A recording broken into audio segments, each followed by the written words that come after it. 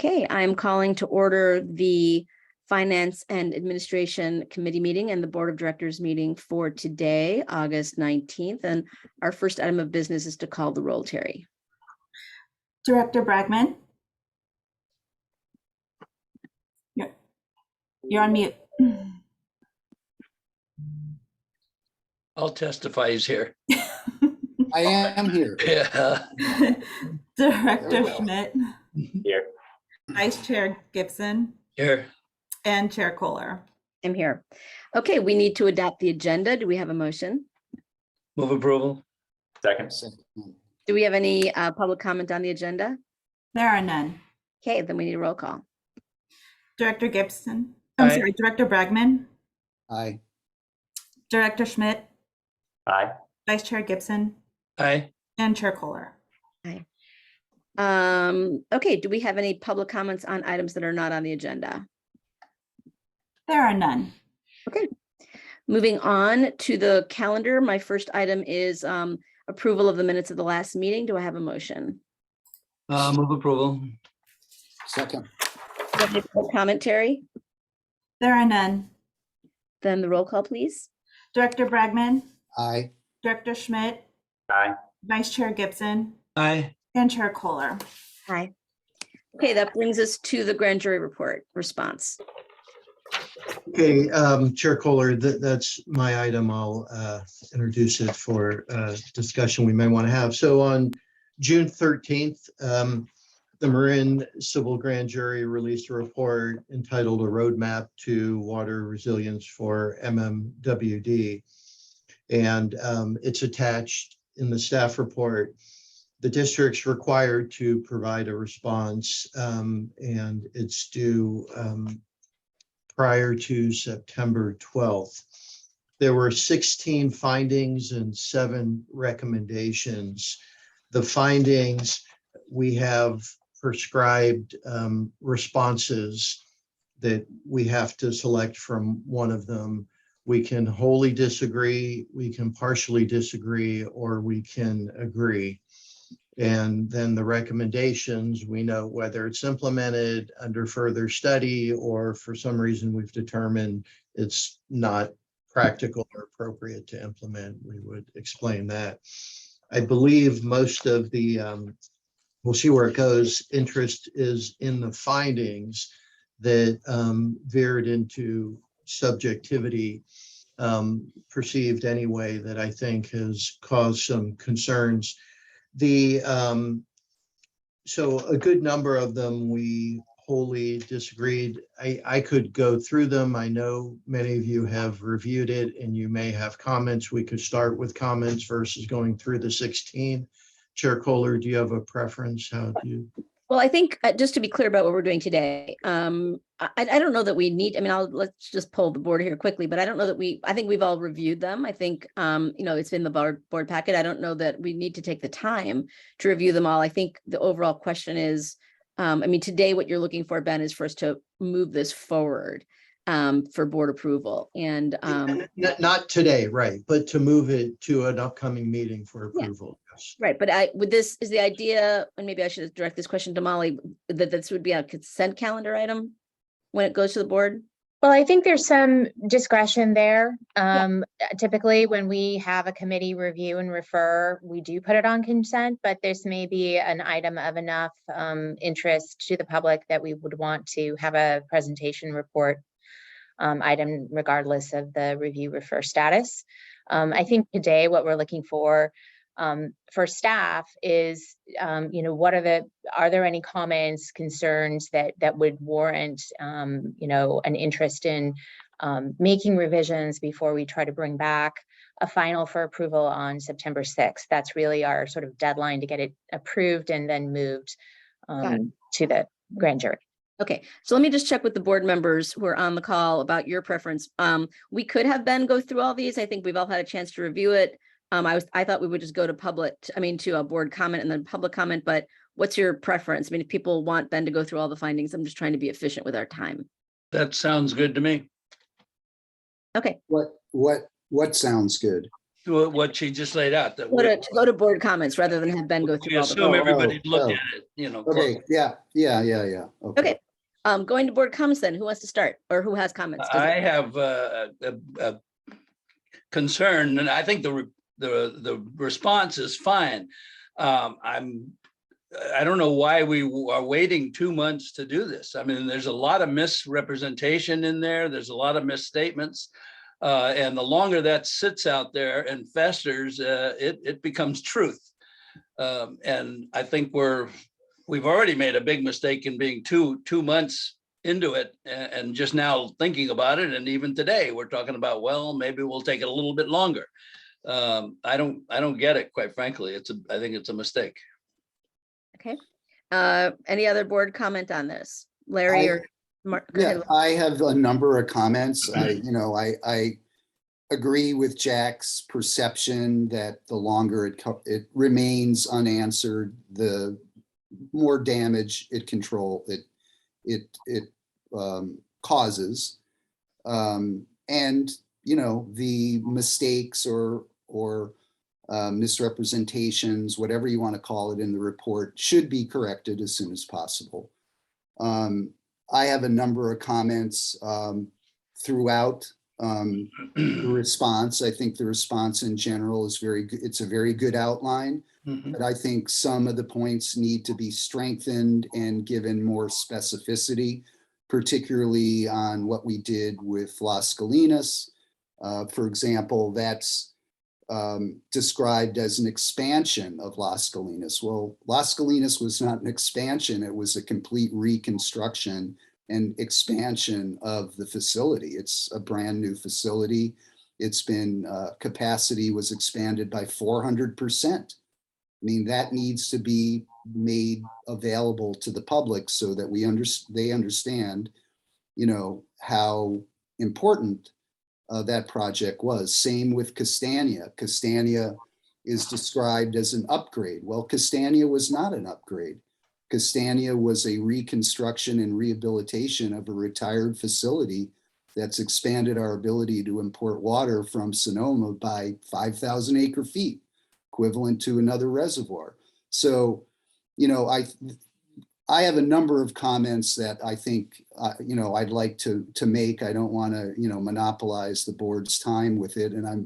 But I do think it could be strengthened. I think it provides, as is, I do think it provides a good outline, but, I think it should be strengthened. And I could go through my comments. I can email them in. Again, I don't want to monopolize the board's time this morning. If I can just respond to that, I agree essentially with your point. I mean, there's many things in there that could be strengthened, but the response to the grand jury, which I think is fairly important time-wise to get it out there, we have other means of communication. This isn't the end of the story. I mean, we could have Ben write an op-ed piece in the IJ going into this in more depth. We have the time to do that, but the response, I think, is needed quickly. Yeah, I would just agree with Jack on this one. I mean, Larry, I think there are definitely places where this could be strengthened and clarified. But I share that concern that this has taken a long time for us to get back out into the public. And so maybe if there are some key points, Larry, that you, Director Bagman, that you feel like are really important, maybe we could touch on those for the point of getting us through that today. But to Jack's point, maybe we can get this out, and we definitely ought to have a communication strategy about our response to comments going forward. I'm going to jump in and agree with everybody, but with some friendly amendments. I think we're all agreeing that we need a somewhat more robust response to the grand jury, as has been described. On the timing issue, I don't think we can do anything about the fact that it's late, right? I agree it would have been better to have done this sooner. I understand Molly's constraint. This needs to be approved at a board meeting, right? This is the referral to the board meeting. So I don't know that on the timing, it's worth jamming this all into like getting this out before the Labor Day weekend. I mean, it's the 25th of August. We're talking about approving it on the 6th of September. So to me, that's plenty of time to, beef this up. And given that it's been a couple of months, I'm not really understanding what getting to September 6th as opposed to the before Labor Day would gain us. And if we can have a stronger response, I think that's a good idea. Now, is that a consensus position, or are you guys saying, no, this has to happen before September 6th? Well, I would What are you prefer, proposing though? Director Kohler, I'm not sure. Are you suggesting that we take the time to make revisions as No, quickly I'm as possible? suggesting that we are doing what we're doing, which is we're directing Molly and Ben to make this more robust. It sounds like they're getting some written comments from various board members. So I don't think we need to edit this in real time. I'm just saying, there's a little while before this. It's not very much time before the September 6th meeting. So let's make it better. So, well, okay. Yeah, it's, I don't think it's flawed I myself. don't think it's flawed. I'm not saying that the response is flawed. I'm saying I think I'm hearing everybody say it could be more robust. There's other ways to do that. We have many vehicles We to, do, but I just think, are you objecting to, I thought the comments that Larry Bragman made were right on. I agree. Well, then let's get it in there. It is the formal response. It's not a lot of time to make those changes. So why not? I think it should have been done already last Okay, week. but we can't, okay, I agree. I'm just saying going forward, we have the time to add some of those factual considerations. Well, I don't think we have any time, but that's, Okay. Yeah, it has to be approved at a meeting. We can't get it out the door today. So, we could, but I think it should be approved at a meeting. okay, so, okay. I'm going to respectfully request that the staff take a small amount of time very quickly to address the robustness concerns that you're hearing from the board. How's that? okay, and just as far as the procedure to do that, I have made notes. I just got back. I was away for a few days, so I'm a little rusty right now, but I can definitely get Molly my notes by the end of the day, and or they're not that extensive, I can go through them today, whatever you think is the most efficient. I think sending the notes works well. We'll try and use judgment on incorporating. It just may not be 100% of all the comments we get in. I think the board That's understands. fine. That's Right. We fine. want to harmonize, but we Yeah. understand general interest.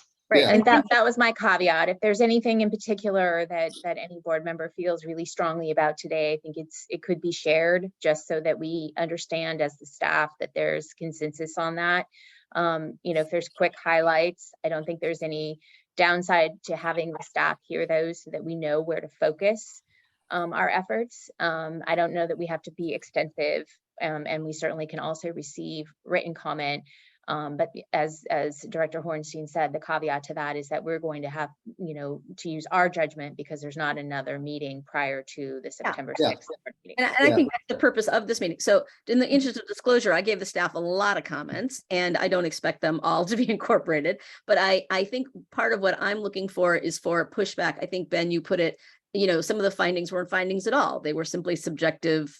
They weren't findings. They were subjective, whatever you want to call them, but they certainly, thank you. They certainly weren't factual findings. So I appreciate, Molly, the legal constrictions, but I don't think we have to accept the premise. There's nothing in the statute that I could find that said you simply have to accept the premise of the statement. I think you can agree, disagree, or partly disagree, but you can also begin your agreement, disagreement, or partial disagreement by saying we disagree with the premise, right? So that you're precise about which factual statements you are agreeing or disagreeing with. Yeah, I don't see any problem with that approach. And I think there are any number of findings that I don't think we need to go through on this call where we should simply be saying we disagree with the premise, because we should. We do. And I think I'm certainly hearing consensus about that.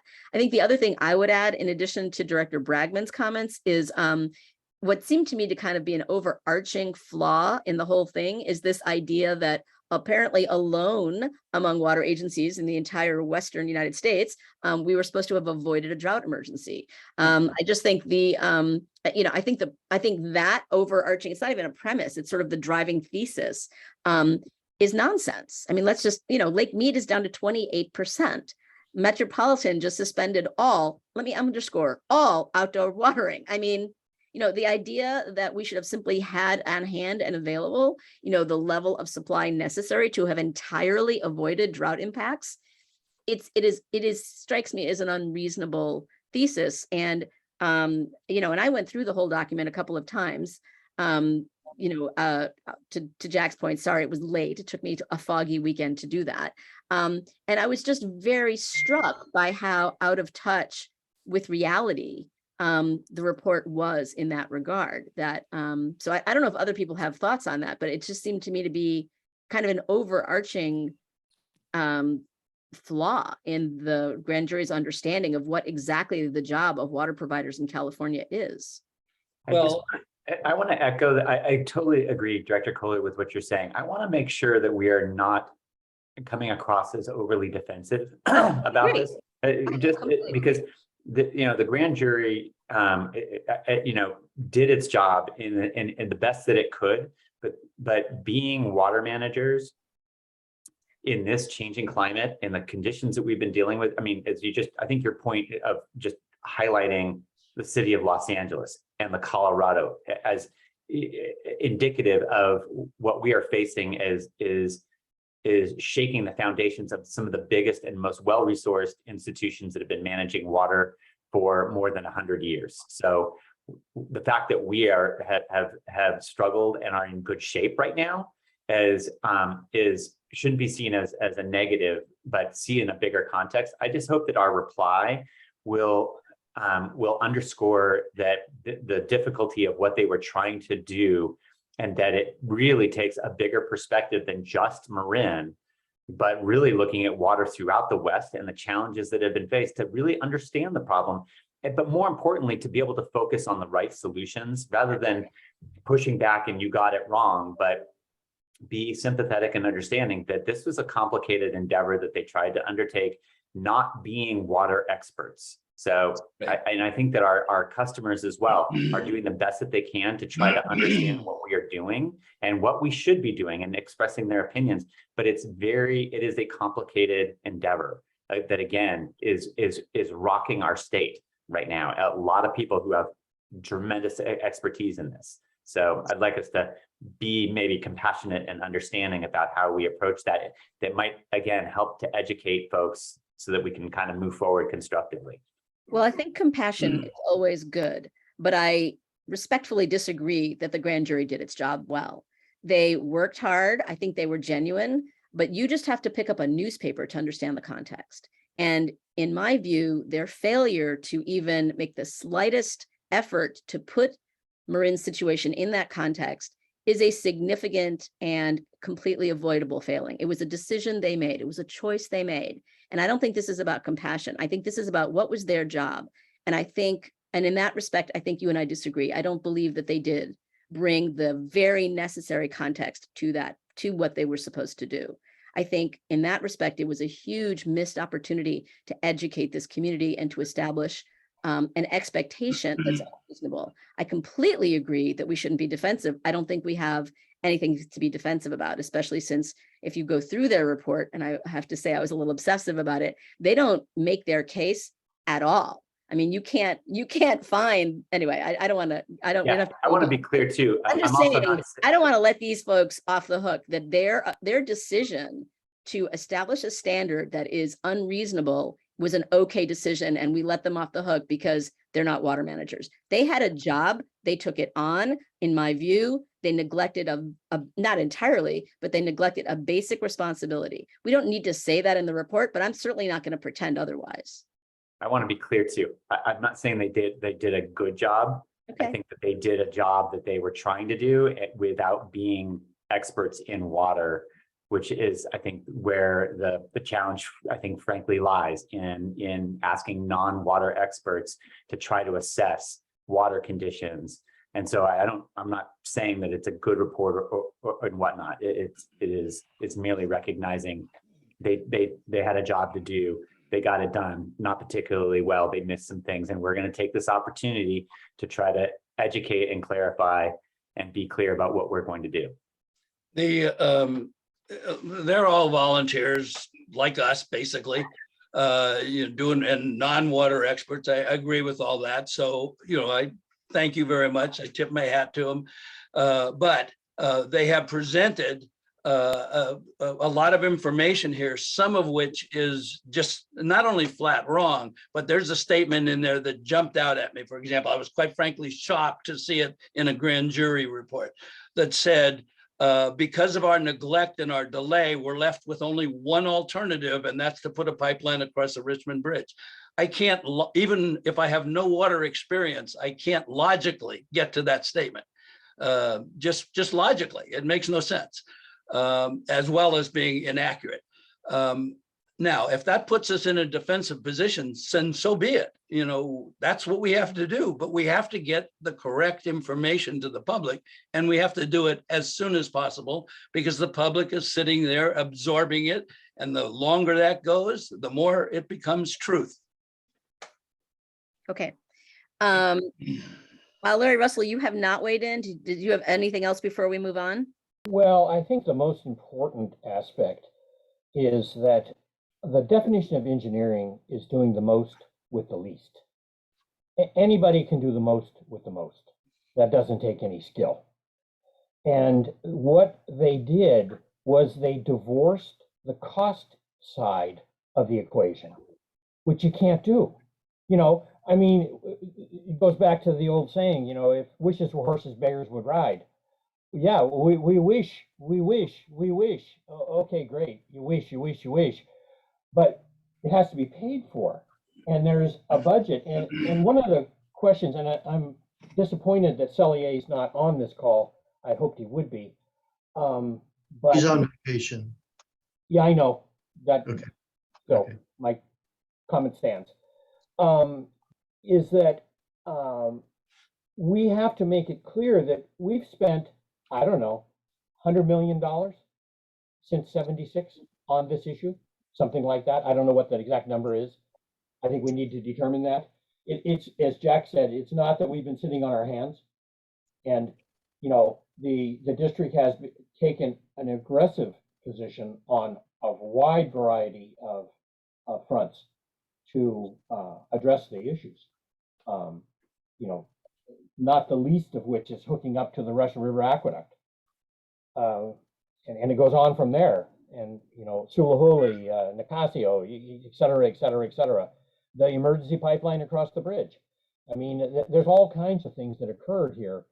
And I also took great offense to some of the comments that you have identified in the report, because to me, it just indicated naivety on their part in understanding the situation. And I sent my edits in previously, and they, for the bulk, have been incorporated. The most important being that we're in a 22-year drought in a 1,200-year recurrence interval. Well, obviously, having 100 years of data doesn't allow you to look at 1,200 years. It's just mechanical. So, we're doing the best we can do with what we've got.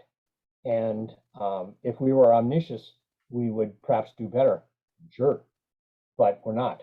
And so, to imply that we've been negligent or neglectful is just completely inaccurate. Okay. I think we've given staff what they need. The only thing I would add, and I really appreciate your comments, Director Russell. I do think pointing out that the grand jury report, it's sort of very briefly, I would say very inadequately dealt with the rate issue, but it really did do exactly what Larry Russell said, which is just assume that there was unlimited funds. And I think that is something that that the district should point out, is that there's sort of two sides to that, right? There's the, what exactly, is the grand jury recommending that the district do in terms of, creating the resources, necessary. Obviously, we raise rates, we float bonds, but those are things we do. But it also didn't look at the opportunity costs. It didn't look at the other investments and other demands on the system that require us to invest.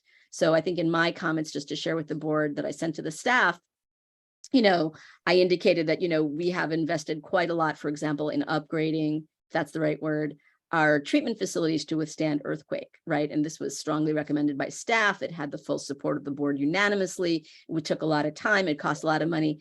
We can all imagine if we had made other investments in long-term water supply that we would have not needed. And there was a massive earthquake and we weren't prepared. Let's all just imagine the grand jury report that would have come out of that. So, I mean, the failure to examine those opportunity costs and the trade-offs in long-term investments, I think is something important for the district staff to include in the in its response. Good point. Yeah. So We'll find a final number on all those upgrades. It's probably on the website somewhere. Is 20 million still the operative number for what we spent on the earthquake upgrades? it's more than that. More than that, yeah. Yeah. Well, And we we'll- also have the numbers for what we've invested in augmenting supply too. Yeah, right. I didn't mean to get down that path. Those are readily available. And And in conservation. yeah, that was exactly what I was gonna, Yeah. the dirty word, conservation. Yeah. you Please know. don't say it's a dirty word. Please do No, not say. no, it's, Joking. I'm of course just joking, but Yeah. those are real investments, No, that's exactly right. And it's demand supply, it's mechanical. Right. Yeah. What you don't Okay. use, you have. Well, I mean, there's no doubt, bottom line, they did a disservice to us, but more importantly, they have done a disservice to the community. Well, I certainly agree with that. I couldn't agree with that more. I'm afraid I'm much less compassionate than Monty. I understand that they were volunteers and I understand they're not experts, but this is a job they took on and they made a big thing about how much work they did. And these were not hard things to see. These were not hard things to know. And they made a very specific decision to Well, not the address. example that I used a minute ago, that because of our delay, we're left with only a pipeline across the bridge. That is, rephrase it, because of our delay, we're left with only water from the Russian River. Because of our delay, we're left with only desal. It's not only a wrong statement out of the gate, it's an irresponsible statement. Okay. Does staff have what they need to make some revisions to this response? Yeah, I think we do, and we appreciate what we have, as Director Russell noted, we've incorporated much of his comments. So we'll get from Larry Bragman, and we have Director Kohler's. If Director Gibson or Schmidt wanted to supplement that, just the sooner we get that, obviously, the better to be able to incorporate it all. Okay. I'll Great. send some comments by midday tomorrow. Okay. Do you have any public comments on this item, Terry? Yes, we do. We have we have several. And before I'll go ahead and jump to them, I just want to remind the public that you have 3 minutes to speak. At the 15-second mark, you'll hear a beep to say to please wrap up your last comment. And then the final sound is a ringing bell. That means your time is up. So the first 3 speakers I have are Ed Jamison, the Marin Conservation League. I think that's Mr. Minikes, and Christy. So go ahead, Mr. Jamison. Yes, can you hear me? Yes. Thanks. I'm disappointed that the board has decided not to discuss its comments in public this morning, choosing to instead take them offline. Director Bragman started off by raising excellent points to be considered, but Ms. Kohler, who apparently had extensive comments, has chosen to take her comments and those of other directors offline. I'm concerned that out of the sight of public, directors may attempt to strong-arm district staff into adopting their personal points of view without the whole boards having the opportunity to weigh in. Thank you. Thank you, sir. Marin Conservation League, please. Yeah, sorry, it's Larry Minikes. I am in the wrong in the MCL account. I should be in my own. I'm going to approach this a little bit differently. And on June 21st, I was quoted talking about the historical context here, and where I feel the grand jury failed is the approach they took was to point fingers at the board. And they start off by saying, what did the board do wrong? And what about that approach? Instead of taking the historical context and going, how did we get here? How did we get here today? because you have to bring the community into this, and you have to bring in this entire issue we've been talking about since the mid-90s, I believe it started, about growth, about people who, the whole NIMBY thing that we've heard for years and years and years, and we don't want more water supply here, because if we do, it's going to increase, we're going to get more people coming in here, population, and our roads are going to get crowded, and we're going to run out of other facilities. And that was a big part of it. It was people coming to the board saying, no. I mean, we had an opportunity around 2000 to bring a second pipeline in. And I'm not holding the board blameless, okay? There's things that the board could do better, absolutely. I mean, I don't think there's anyone here that says, yeah, there are things we could have done better looking back. But looking back is easy. I think that's where the grand jury could have done a far better job. I'm surprised that they didn't approach people like Roger Roberts that sat for years on the financial committee. I sat on the infrastructure committee. They never approached us. We're not the most important people in the world, but I think we could have added some context to this that would have been really, really valuable to this report, among other people. And so that's my comment this morning. Thank you. Thank you. Christy, please. Good morning, everyone. This is Christy Denton Cohen, and I just have a couple of comments to make. I don't want to reach the gong stage, but grand jury reports have been made about this issue in 1991, 2008, and now 2022. So this is not a new issue. My grandchildren, the oldest, just turned 15 this month. They have lived most of their lives in drought. And so to take the attitude that this, I just can't believe that the responsibility cannot be grasped on that enough was not done. And finally, hearing you talk about the Colorado River and the Metropolitan Water District, it seems like you're sort of throwing your hands up in the air and saying, well, all the other kids did it, so we're good. And that bothers me. I'm sorry. Please do better. Thank you. I just want to respond briefly to the last speaker because I understand your frustration. And so let me clarify my views. I'm certainly not saying all the other kids did it and there's nothing we could do. I was objecting specifically to what I saw as the limitations in the grand jury's report. So I agree with you. I don't, there's a great deal that we can do going forward. There's those two questions. There's where we have been in the past and where we are going forward. And as you heard from a lot of the board members, there's a lot that has been done. Just speaking for myself, I don't mean to suggest even remotely that there's not a great deal more that we can do, and that we should and we must. So just to be clear about where I'm coming from, in saying that I don't believe the grand jury report did a service to the community, that does not mean that I'm saying that there's not a great deal more that this district should do on the management side, on the board side, because I do believe that, and I agree with you, there's quite a lot more to do. I'm just saying I think the grand jury missed an opportunity, an important one, to educate the public and to provide constructive views about a path forward. So if I was unclear about that, I apologize.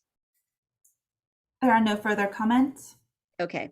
I think that brings us to the next item. I have a quick one, Cynthia. Oh, I'm sorry. Comment, but I was on mute to Larry Minikes.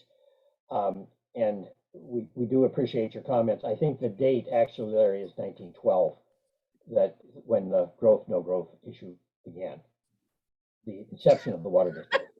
From my understanding, it has been an issue continually since the beginning. Okay, I think we're ready to turn to the monthly financial update. And this is an information item. Yes, good morning, board. I'm going to go ahead and share my screen here to walk you through the monthly financial update. Today's update will be as of June 30th. Be looking back a little bit. Oops, that's the wrong one there. Next item.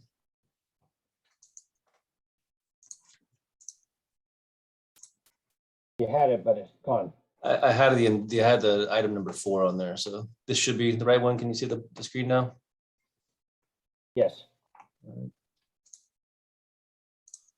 So today's update is as of June 30th. Sorry, Brent, I'm so sorry. I'm interrupting you just for a minute. I have to step away for an issue for a minute. So Jack, if I'm not back, can you just keep going? Sure. Thanks. I'll be right back. I'm sorry, Brent. No problem. Okay, so we are looking back to the as of June 30th data here for today's report. And I will point out to the board, this is unaudited. So we are currently preparing for our end of the year audit, and we are still finalizing some of our year end accruals. So these numbers are not final, but they are very close to final. So this represents 99% of our fiscal year. Columns here before you show our budget versus actuals on kind of the top line revenues for the county or for the district here. Water revenues there across the top, as we've been talking about for the last few months, have continued to lag. They ended up at about 85% or 84.8%, as you see on the screen. For our total operating revenue there across the middle, that leaves us at about 88% of budgeted revenue. And you can see there 88.7 was the budget, 78.2 is the actuals. That's about a $10 million shortfall on the year. When you look down into our capital revenue categories there, the bottom two, the fire flow fee and the capital revenues, which includes our capital maintenance fee, it does bring up the average a little bit since both of those came in right on budget at about 100% each. So bottom line, when you take capital and operating together, we ended the year at 90.7% of our revenue. And again, that is largely held back by the water revenue, as we'll go into in the next couple of slides, water sales revenue. So this is more of a breakout in terms of what happened to our water sales by month. And so there's three categories here looking across, water sales across the left, our service charge and our watershed fees in the middle and to the right-hand side. Those are both fixed fees.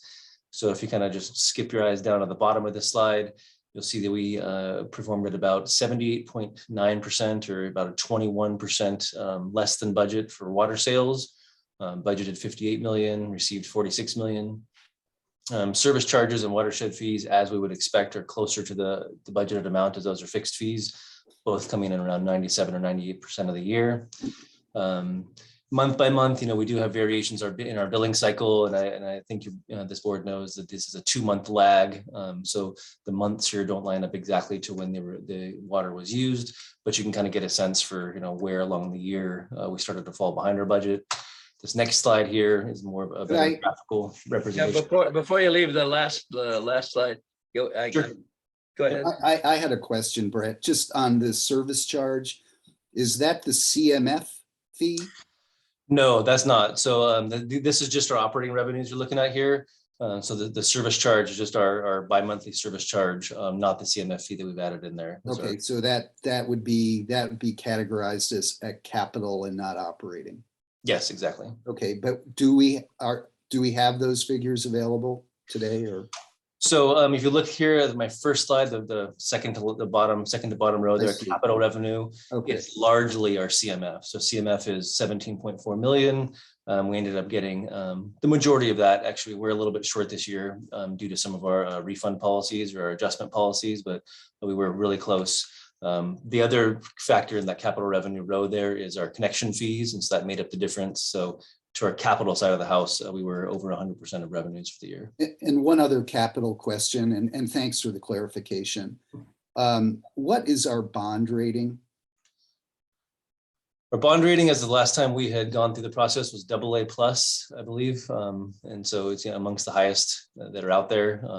Typically, when we talk to our bond rating experts, consultants, they let us know that our credit's amongst the best out there in terms of water agencies. So it's still very healthy.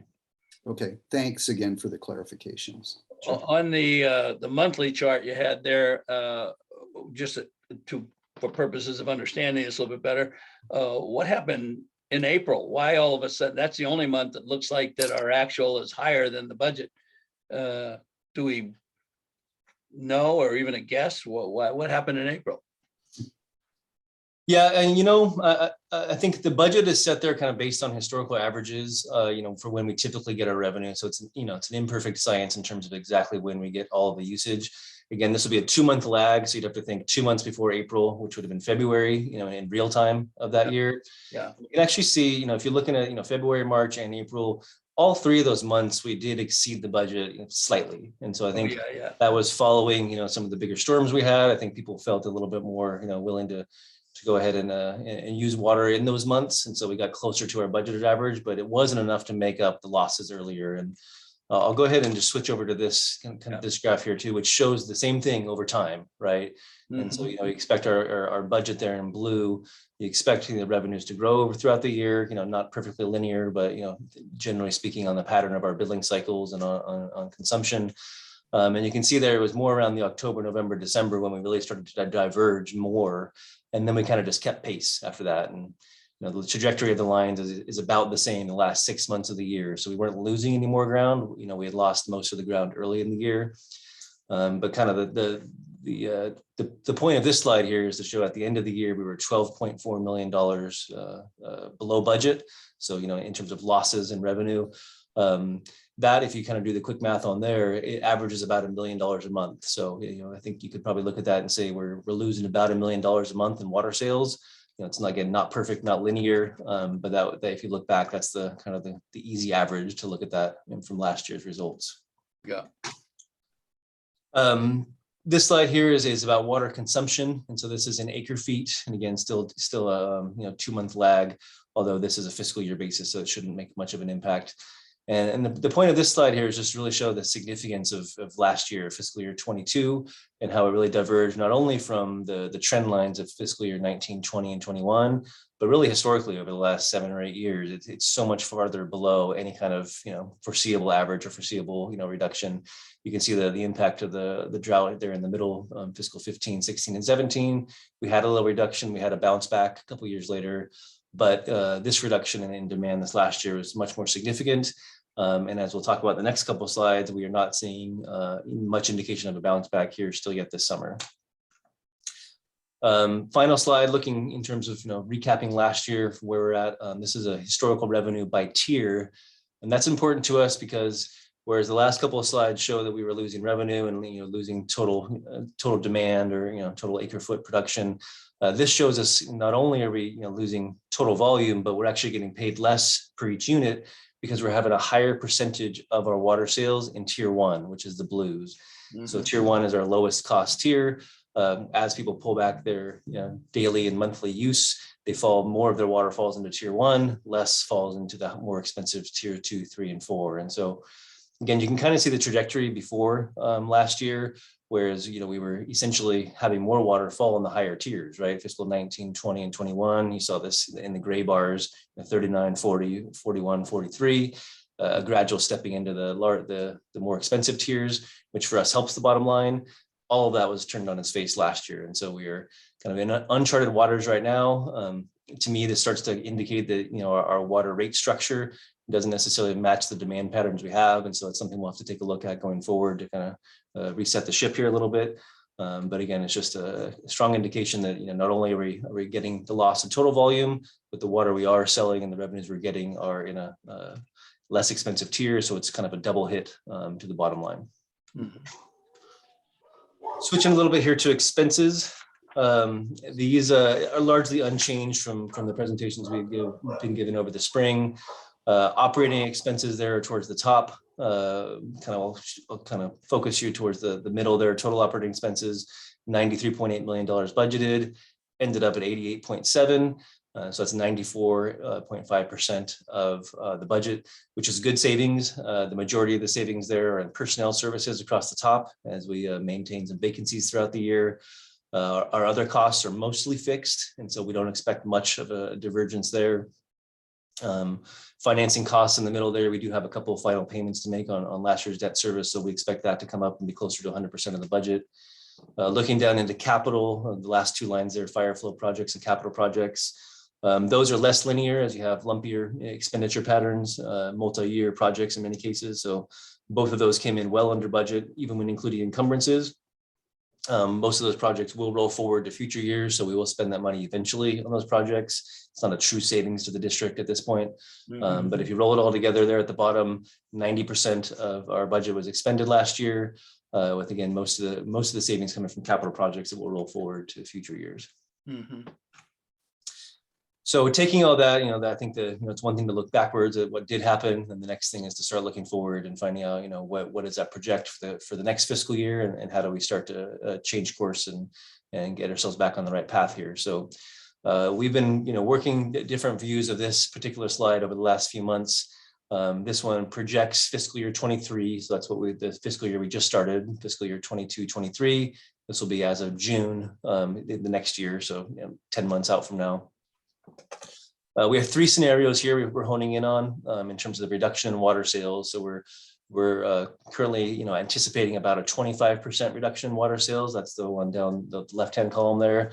And that just reflects what we've seen so far this summer. So looking back into June, July, and then early August, that is about where we're at run rate wise, or about 25% lower than average.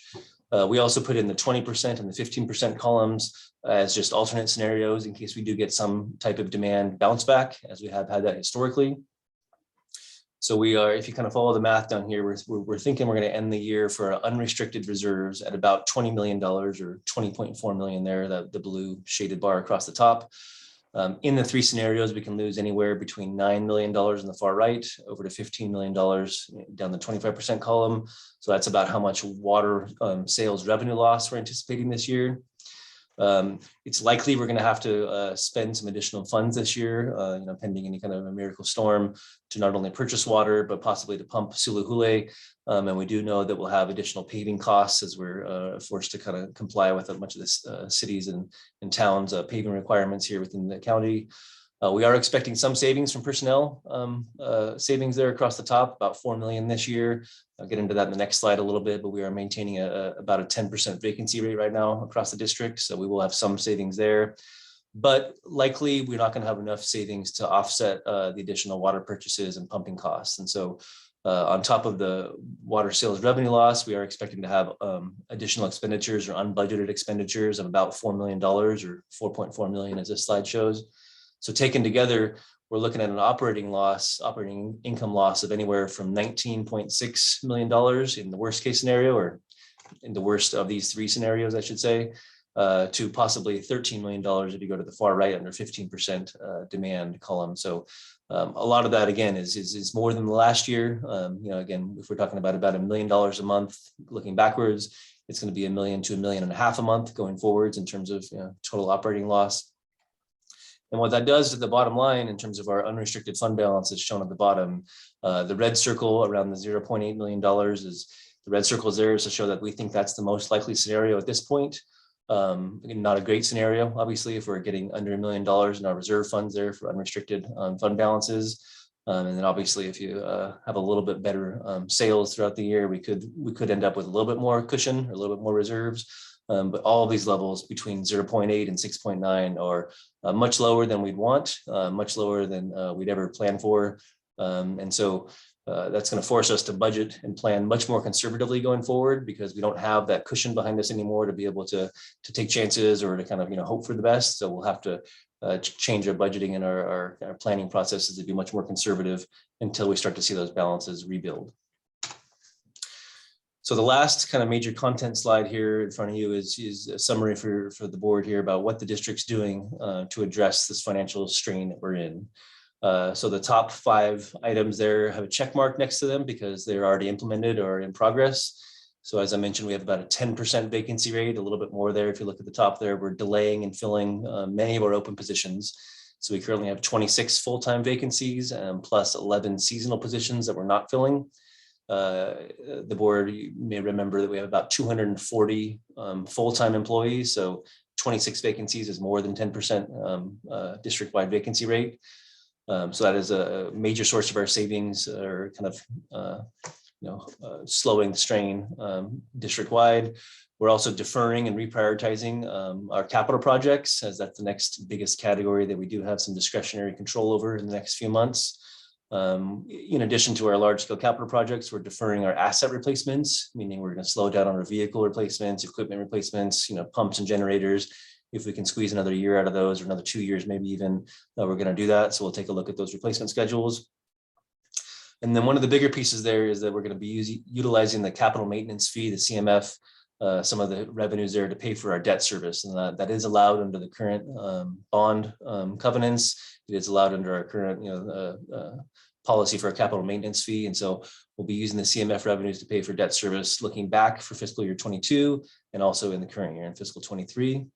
And then we're also going to be putting a budgeted cap on our water conservation rebate funding to stay within our current budget in that category as well.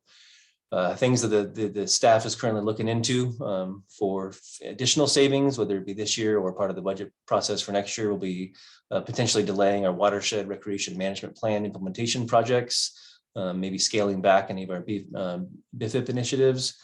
We may need to reduce customer service hours of operations if we continue to hold our vacancies. And then also on the revenue side of the house, since there are some options there in terms of building additional revenue, we may need to implement charges to our sanitary districts here within the county for the billing support we offer. We'll have to consider increasing our watershed use fees. And then we may need to consider sale of surplus material and or property just to make sure that we have the cash flow to continue to meet our needs. Can I So just, those are, I'm a little confused. I mean, Sure. first of all, I'm just going to put in my continued objection to not fully funding water conservation, because that may be a short-term fix, but it's just going to be more expensive and put additional strain on the district going forward. That's our cheapest source of supply. So just to put that in the record. But the obvious thing that there's two obvious things we need to be doing on the revenue side is we need to be raising rates and we need to be considering timing on a new bond. Why are those issues, why are those revenue enhancement options not included on this list? That's a good question. And so in the rate process, the rate review and revenue requirements there, that is underway. And so that will be a part of next year's planning. And so I But think just to pause, I mean, it's not, we can pull that up. I mean, given what you've described, there's really no reason not to do that sooner. yeah, I mean, I definitely understand what you're saying. I'm not saying it doesn't take planning. I'm saying we've been talking about it now for over a year. So isn't this the obvious thing? We delayed rates during the COVID emergency. We didn't want to put that strain on the community when it was going through a difficult economic moment. But I think most water districts have, either imposed rate increases as part of, the drought. We had reserves, so we didn't do that. But I mean, what you're describing it certainly seems to suggest that the time to move that forward is now. I definitely agree that it should be considered. I mean, there's a process, there's a legal process and a notice process, and we have to do our due diligence to examine our cost of service and to go through that. So we have a current calendar that kind of aligns with the budget cycle, and so we would be bringing that to your board, over the winter and into the spring. And this is August, and you're talking about, right? I mean, so I'm alarmed that we're not moving that up. I'm very familiar with the COSA process and with the 218 process. I think we all are. But what I'm not hearing is why we can't bring that forward sooner. Well, we can look at that. We're in the midst of starting the COSA, and then we have, of course, board workshops, public workshops, a 218 mailer. So it's actually to have rates, new rates developed by next fiscal year. We're already in a pretty tight time frame, but we can look at, can we move it up a month or two? But that's probably the time frame we'd be looking at, given the process, and it's rather intensive, as you know, Yes. To establish new rates. Do we have any flexibility then, Ben? Other water districts obviously have put, drought related increase, sort of temporary rate increases in place. I mean, it just seems to me we have significantly more, or we should, I feel like we have in the past had significantly more flexibility during a situation like this, given what's being outlined here, than to wait. Essentially, you're talking about a year. And I think that's bad for the district. It's certainly bad for these programs. What are our options to maybe not, short of the whole huge process? Are there options within the context of the drought emergency? So you're certainly correct that many agencies have instituted drought rates, and we will, as part of this rate process, certainly ensure that drought rates are part of 218 to allow us in the future to implement those in a more timely fashion. Where we would stand now is we would need to go, my understanding, through a separate 218 process for establishing drought rates, and that would kind of overlap the broader 4-year rate process we're establishing. So that could be complex for staff and somewhat confusing to the public to try to do that overlapping 218. But let us take a look at both of these and we'll bring some thoughts back to the board. Yeah, let me be clear. I'm not suggesting anything would be easy or not confusing. I'm suggesting that waiting the better part of a year to bring in more revenue, you know, as the counterbalance to all of that is problematic. Or looks pretty problematic to me, and I'm expecting to others. So I just think that time frame is not in the best interest of the district and all of the all of the issues that Brent has outlined here. So I'm not saying it's easy. I'm just saying you've got to balance that against what looked like to me like significant costs to the district. I don't mean financial costs, but I mean in some ways. Yeah, I don't want to counterbalance. And to kind of add to that thought, if I could, Director Kohler, these approaches that are on this slide are all difficult and Right. all impactful to the organization. So Right. I did want to kind of support that comment. Thank you. And then what about the issuance of a new, moving up consideration of issuance of new bond financing? Yeah, So- go ahead. I was just gonna say, we that is always an option for us. I think at this time when we're seeing our actual, operating revenues go down, it makes it more difficult for us to get good bond funding because we don't have that room in our debt service to pay for it going forward. So I think there's a natural kind of need to raise, revenues first to make sure we have our operating budget squared away. And then that will put us in a better position for bonds. It will, but again, I'm worried about the timing. I mean, it might be useful to bring in Jim because I totally understand what you're saying, Brent, but I don't know that precludes. It may mean a smaller bond issuance. It may mean we pay higher rates to begin. But I mean, what you've outlined here again, is significant. And as we've discussed many times, there are a number of these, there's a number of programs that we can shift into capital. That would also be a way of easing the strain on operating supply.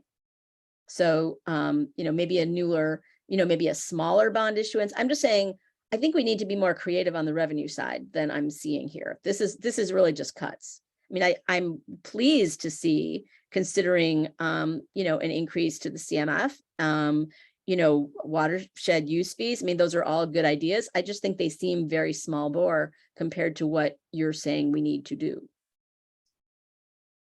I want to add comments too, but I don't know, Brett, if you got all the way through your presentation. Are we there? I just had one more slide. It was a summary slide. I'll go through it quickly and then I'll take down the screen and open it up for discussion. So this just summarizes that, yes, we had fiscal challenges last year in fiscal 22. They are continuing into 23 here. The ultimate severity of that, we're still, 10 months to go in the year will depend on the rainfall, how much water demand we do have and to what level we have on budgeted expenses.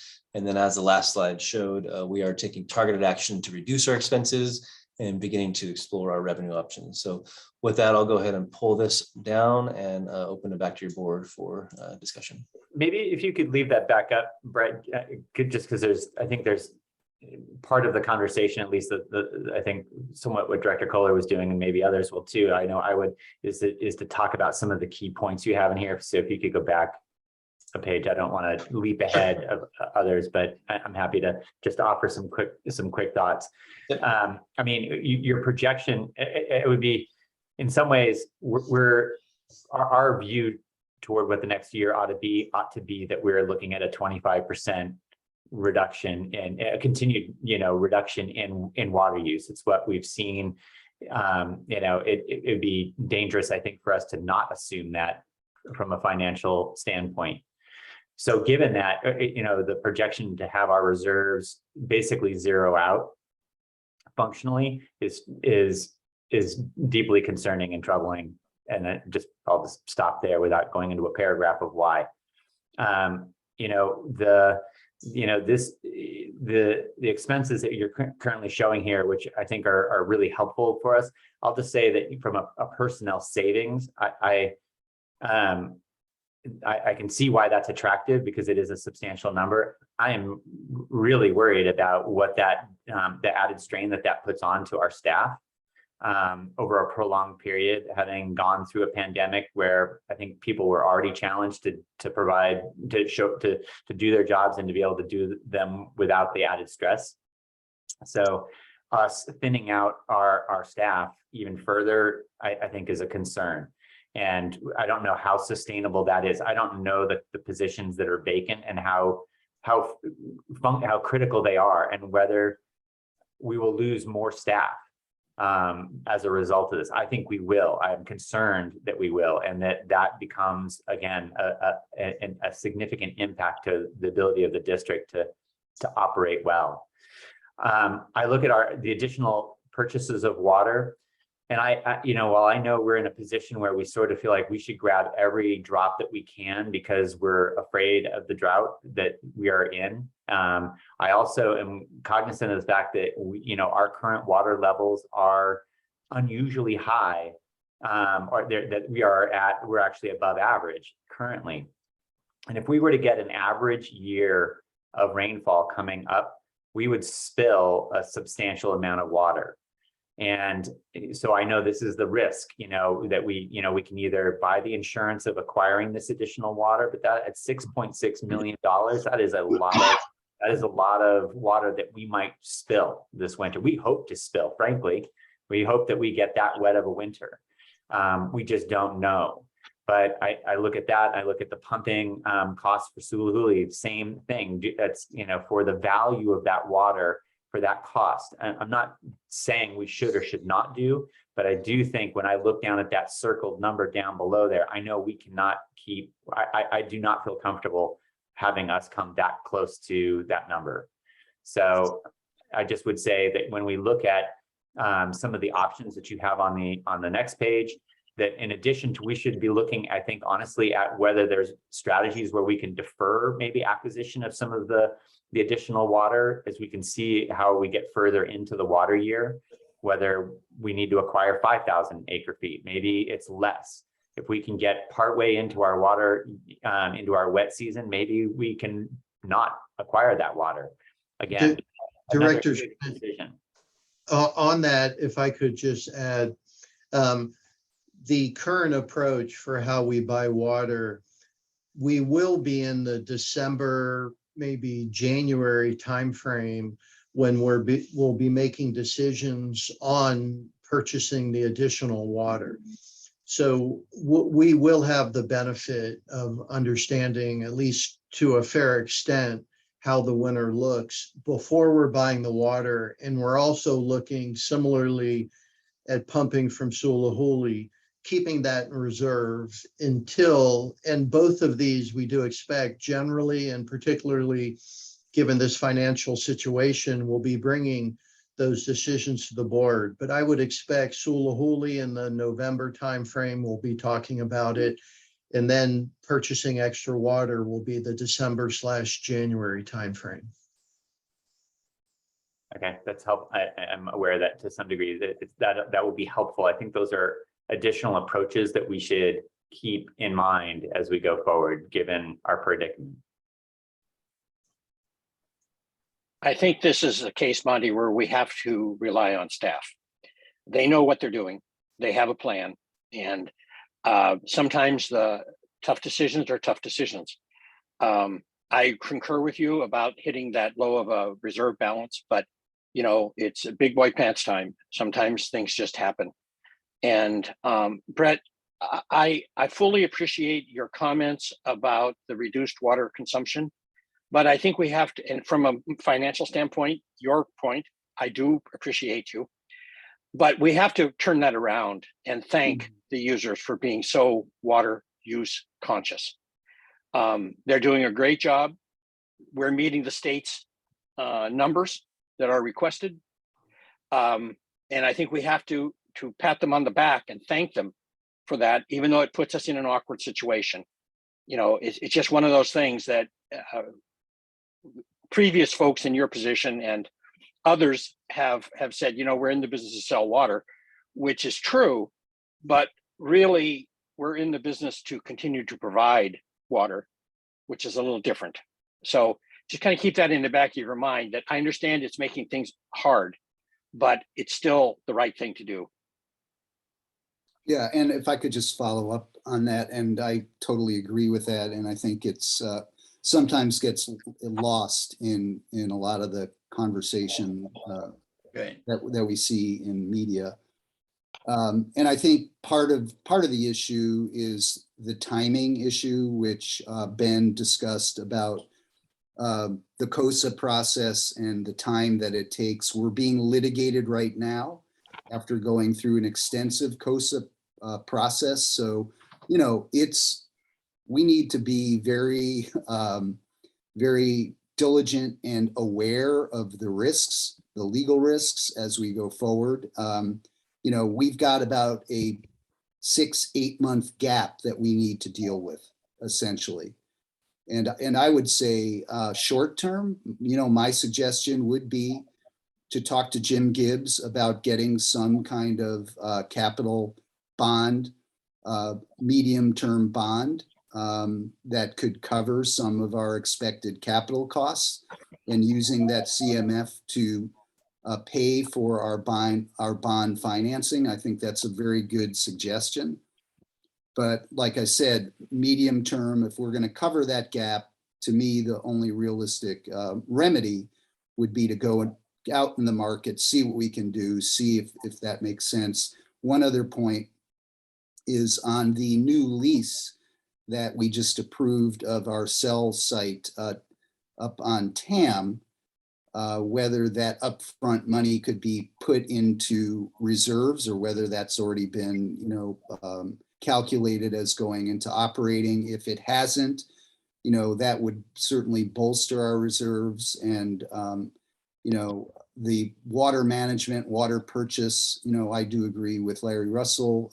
You guys have done a very good job managing water purchases, and I don't expect you're going to be purchasing too much water beyond what our supply needs are. But I think that is something, you know, we need to keep an eye on, and Sulahuli may not happen this year if we get normal weather patterns, whatever that means. So I do think we need to talk to Jim Gibbs and just start exploring whether we can get some kind of a gap financing bond that might be worth considering.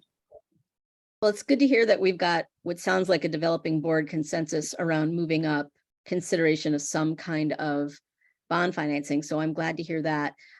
Maybe one other comment on something Larry Russell said about being in the business to sell water. I think we need to really be moving, and I think you're saying this, Larry, but just to put a point on it, we're really not in the business to sell water. We're in the business to provide safe, clean water on a reliable basis. We're mainly in the business of treating and distributing water, right? So what we need to be thinking about as we're moving forward with our rates, and we've done some of this with the CMF, and, you know, the staff gets a lot of credit for this, but we need to be doing more of that, really, you know, restructuring our entire approach to rates to deal with the reality that, you know, that efficiency and on-site reuse, those are going to be our cheapest sources of supply. And we need to find ways of structuring rates to deal with those revenue impacts. That's part of what we need to be doing, you know, in the near term, so that when we get to that discussion, we're not in a situation where we are required, you know, where we keep having this conversation that, you know, conservation, which is a good thing, an affordable thing, something that makes our system more resilient and robust, is having negative fiscal impacts for the district. So I think I just want to really plant that, because we've talked about this quite a lot, that 80% of our costs are fixed and our rate structure really does not reflect that in a reasonable way. Yeah. Couldn't agree more, Cynthia. I want to bolster a point Monty made that I don't think should be lost in the shuffle here. And that is on the idea of not doing employee replacements as we need them. I just don't think that's the way to make up our problem here. We're in a service business. And if we have two people doing one job, it's not good for them and it's not good for us, because it doesn't accomplish the mission here. So I think we got to look at other ways to figure out how we're going to solve the financial problem, but not by cutting staff or putting pressure on staff or having people, in work overload area. So, and it's also just not good for morale. Yeah. It is, if I could, I do understand the comments around vacancies, and this has been a very difficult process for myself, for the senior management team, and for the organization. We do look at some positions, essentially, wheels falling off the bus, so to speak, operational positions, key maintenance positions that we are filling. And then we're working with staff and talking to them and talking to the union about this, and explaining that this is not reductions in force. This is a short-term situation, and we're trying to make the best decisions. We'll be talking about this more at subsequent meetings with the board when we bring back some of these other ideas. And but the vacancy number is likely to increase over, as we get some additional natural turnover.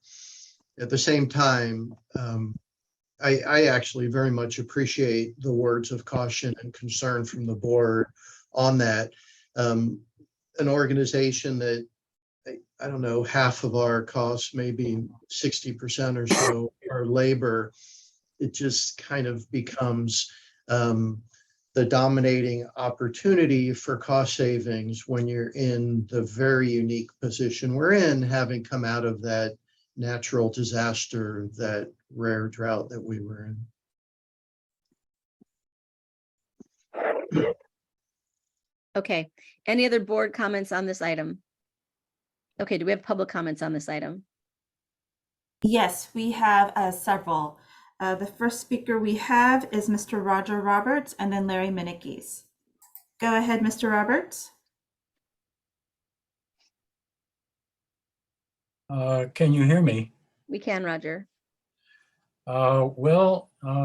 This is an interesting discussion we're having today. You're operating below break even, and you're going to have to go through at least two COSA exercises. One will be to deal with the water rate requirements to get above break even, and a second one relative to bonding to achieve resilience. My question is, how are you going to handle that? Are they going to be sequential? Are they going to be done together? And what is the timing necessary in order to cover both those bases?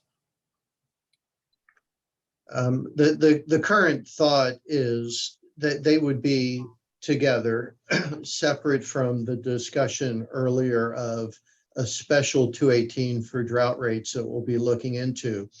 Putting that aside, we are developing a COSA that does look at the entire operation and the needs and opportunities over the next 4 years, in context of certainly the need to adapt to what may be a longer term than typical following droughts in terms of reduced consumption, as well as moving into the resiliency and roadmap and all the other operations of the organization. But anyway, the answer that I have is we're going to look holistically at the needs of the organization for the next 4 to 5 years and beyond, but in context of the proposed rate increase and rate process. Well, that's a good thing, but I think you're going to have a communication problem with the public if you have to raise rates 2 or 3 times. I think you'd be better off if you make sure the public understands the need holistically, as you phrase it, for all of the needs of the organization, both to get above break even and also to deal with resiliency. You don't want to nickel and dime people when they really need to understand the total need, and I think it's important that you do that.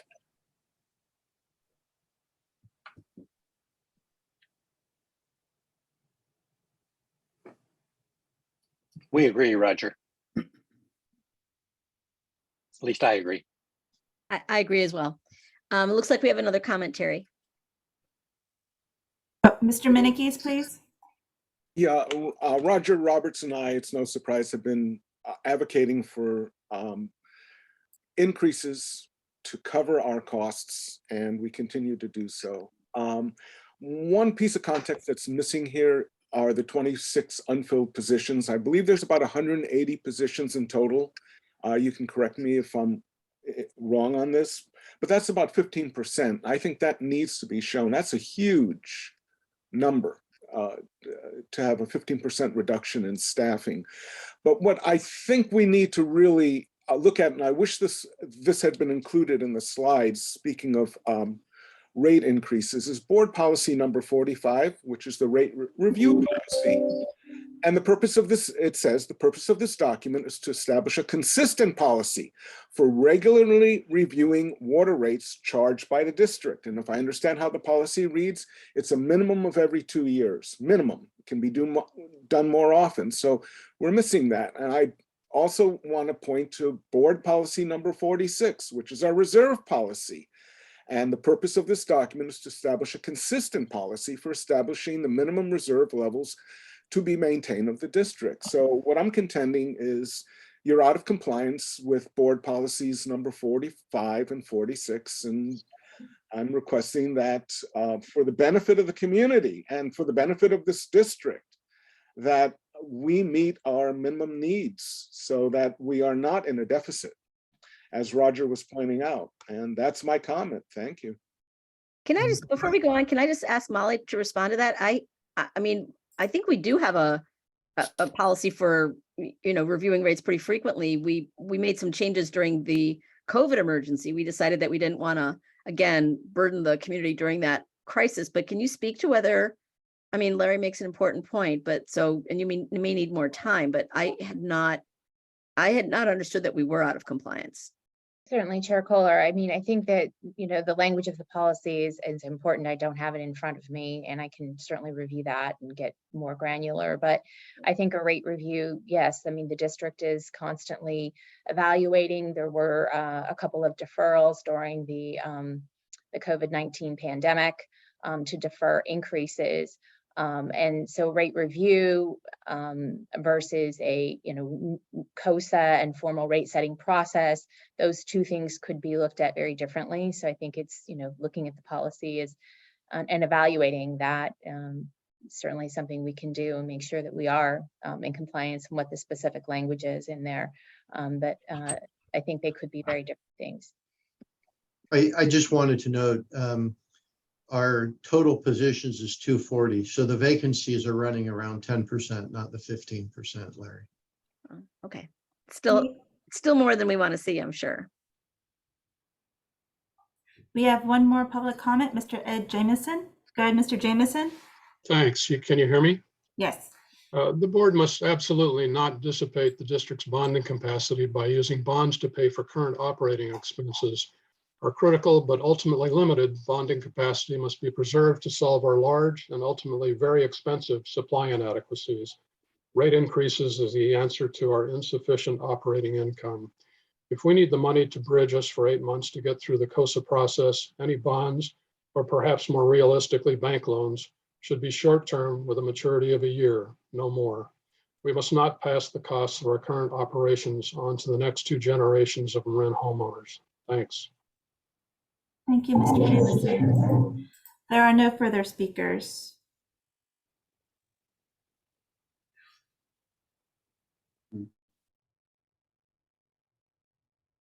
You're muted, Cynthia. Sorry about that. Okay, I think we are moving on then to our last item, which is the quarterly investment report. Yes, that's right. And so the quarterly investment report, as the title would indicate, is a required report we bring to this board each quarter in compliance with our investment policy. I don't have a prepared presentation for today, as I'll kind of outline the staff report though. We ended the year with a cash balance of $67.6 million. We had begun the year with a beginning balance of $87.3 million. So, in in tandem with my prior report in terms of the financial direction of the district. We ended up using about $20 million in cash. And part of that was normal operations, and part of it was directed to use for strategic initiatives and use of reserves. The interest we earned throughout the year, it totaled $270 million. And a large part of that came in the fourth quarter of the year as interest rates rose. And so the staff report does include 2 charts showing the yield curve, the change from the March 31st yield curve, which was in the range of 0.5% in the short term, closer to 2.5% in the long term. That has increased in the last month as the Federal Reserve has been increasing rates to the tune of about three times, or whatever, triple the rate over the last quarter. So now we're seeing rates closer to 1.7% in the short term and closer to 3% over the long term. Excuse me, Brett. Sure. I heard you say we earned 270 million. 270,000. If I said million, I misspoke. So 1,000. Yes. Okay. Okay. That makes more sense. Yes. Okay. Which I thought we solved all our problems. I was saying problem solved. That would be nice. Yes. No, I misspoke there. $270,000. Slightly below budget, but like I said, a significant increase late in the year due to rising interest rates. And so the LAIF return summary that I've included in the staff report, that shows the increase over the year to where our effective rate was near 0.2% throughout the year up until March. And then you can see it start to increase significantly to the point where as of June 30th, we were having an effective yield of 0.86%, which again is about 4 times the effective interest rate on our portfolio. So that, I know the report shows it as of June 30th, but that has continued to rise as LAIF has cycled out their investments and taken advantage of the rising yield curve. So we expect that to increase again throughout the year as many of those investments come to maturity. And our current yield. What about this comment that was made by one of our users about, I've actually forgotten the vehicle, but it was another form of investment. I know Larry's been talking about Ginnie Mae, but this was a different one than that. And maybe you remember, Larry, what that was. It was a different kind of bond. And I spoke to one of our constituents who happens to manage my hedge fund, and he said he's happy to volunteer his time to help us with that issue if we want to consider it. It was about a 4-fold increase in interest over the LEAF numbers, as I recall. So I think during times of rising interest rates, there's always going to be places we could shift our funds to. I think with our current structure in LAIF, we have a very kind of a cycle of maturities that take a while to make their effective rate. So I think likely what's happening is you're seeing folks propose ideas where you can jump right into the kind of higher yield, longer term investments.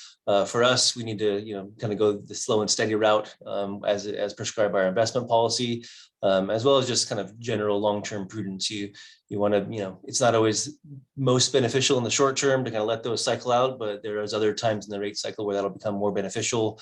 We need to maintain our risk levels pretty low, especially considering the fact that our reserves are getting low and we have a smaller margin for error. So I think right now, as we have the investment portfolio positioned, we have them in very safe securities through LAIF that eventually will cycle up and be at that 3 to 4-fold increase. It'll just take 6 months to a year as all those investments cycle through, because I think the majority of the LAIF investments are held in treasuries, and I believe the average maturity is something around 310 days. So they have them layered throughout the entire yield curve.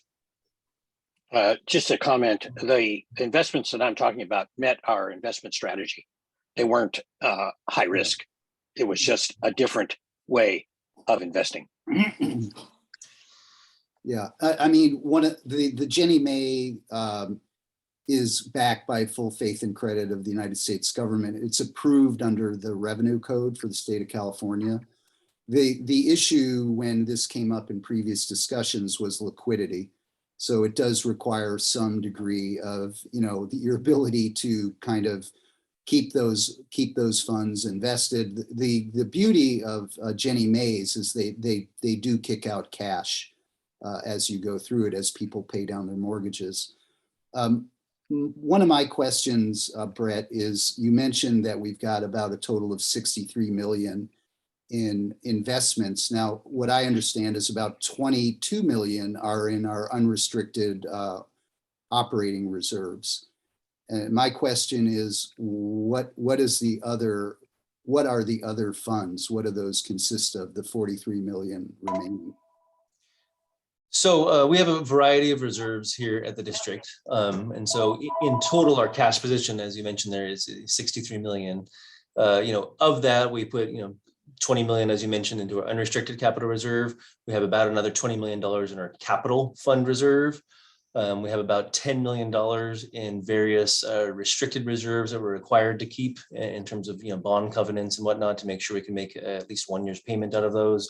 And then we have the pension stabilization reserve, and then we have our rate stabilization reserve. So we take the full 63 and for practical purposes divide it into the various categories so we can operate with them. But they're all ultimately invested in LAIF and or other short-term and safe securities. So just a couple follow-up questions. The pension reserve is, that is restricted by policy. It's not a legal restriction.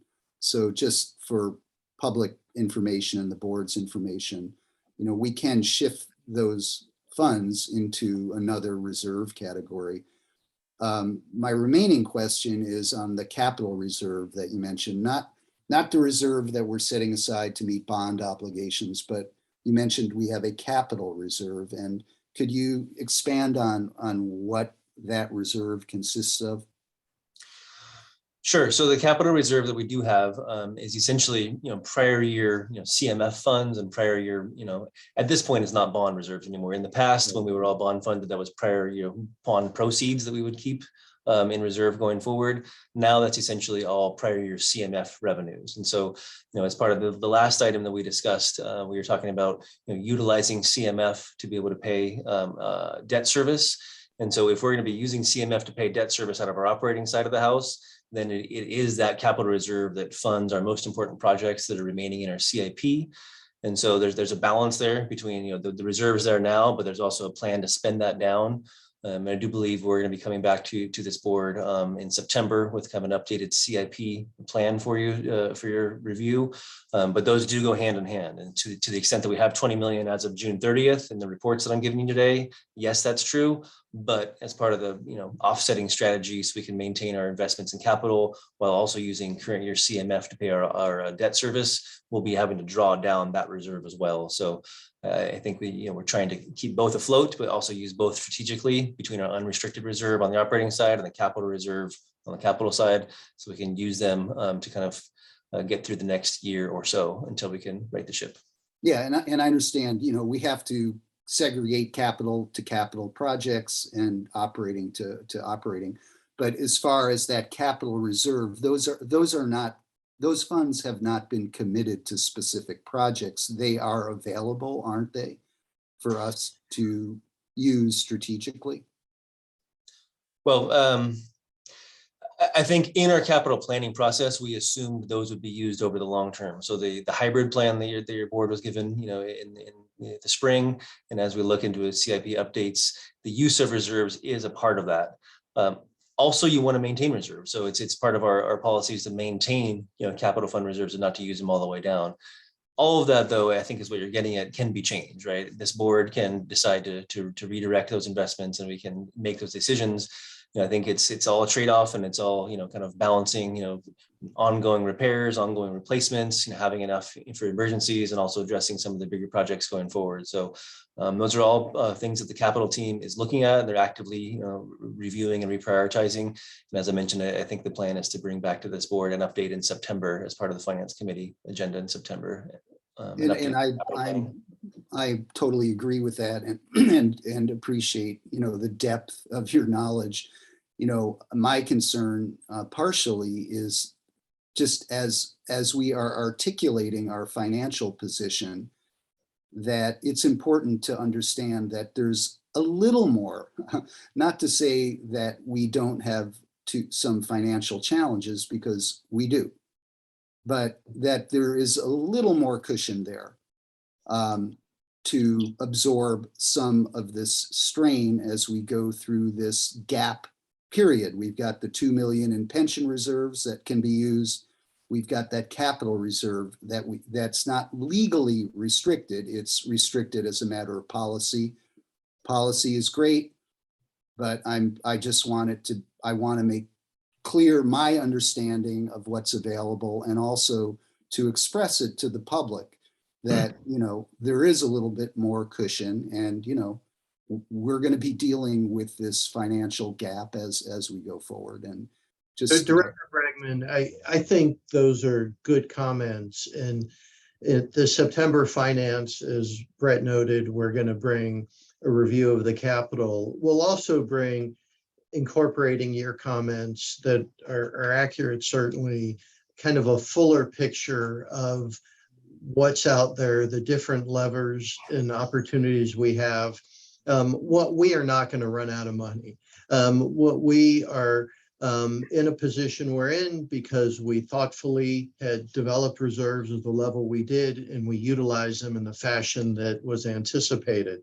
So we're just talking about during this prolonged period, really the next 10 months, as someone noted, and we'll bring back that fuller picture at the September finance. Okay, yeah, I appreciate it. I just want to get, you know, my concerns on the table for the board and just to get some additional information for my own understanding. So appreciate that and appreciate Brett's report. Okay. Any other public comments on, oh, Brett, you were done, right? Yes, I'm finished, yes. Any other board comments on Brett's report? Any public comments, Terry? Yes, there is one, Mr. Roger Roberts. Yes, I appreciate the quandary. And I also appreciate, Ben, your remarks about airing this thoroughly in September. But I'm a little concerned about the possibility of robbing Peter to pay Paul. And so we established the capital maintenance fund for a reason, and to use those monies to meet current financial problems. I think you should need to think very carefully about that going forward. That's all. Thank you. Thank you. There are no further comments. And I just briefly on that, because that is a very significant comment and an issue that we're going to collectively be talking about in the months ahead. I don't look at it that way, but I appreciate the comment. The way I look at it, it's kind of a short term, in a way, internal loan, so to speak. And then with the rate increase, we'd recoup that ideally and then move those projects forward. So we aren't talking about, we're talking about using the CMF for debt service or reprioritizing or reducing the capital program. We're really talking about for this next year or two. And that's really going to be the context of when we talk about it in detail. But these projects need to happen, they're going to happen, and we do plan as part of the rate increase to bring something to the board and the community that pulls this all together over time. Could I just add one comment too, and I appreciate your clarification.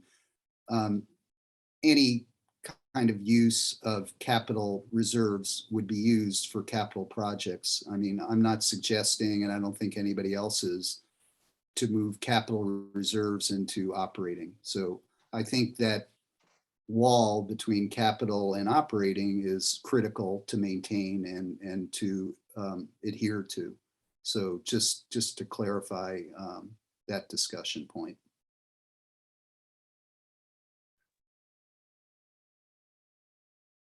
Sorry, it sounds like we're all on the same page here. I think with that, we are adjourned. Everybody have a great weekend. Almost. Thank you all.